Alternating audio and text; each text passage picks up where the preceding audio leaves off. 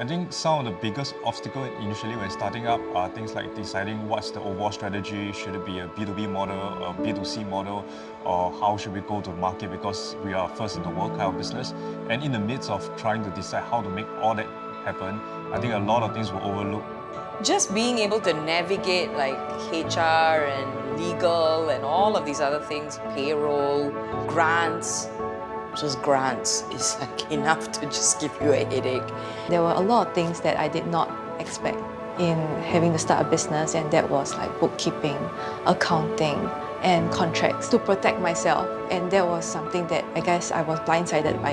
And because we were working internationally, I think we were not able to protect ourselves very well. And to be honest, I had really nobody to go to. I think even as a startup owner, that's something that we are not prepared for. Especially during COVID, none of us actually think about what happens if a global pandemic or a crisis arises. What do you do? What's the crisis plan? How do you move forward? Basically, when we first started, we really had no clue about anything about the F&B industry.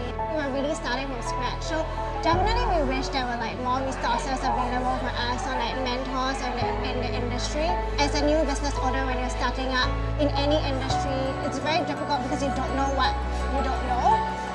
That experience, that wealth of resource and knowledge that comes from established businesses is what will really help startups like mine. I think what keeps our business going is building very strong ties and relationships with our customers, with the government, with the suppliers to keep everything going. A lot of things were overlooked, like how can we systemize the accounting, auditing and all this kind of administration processes on a day-to-day basis. But above all, the key ingredient I believe that's needed in order for all of this to happen is really passion.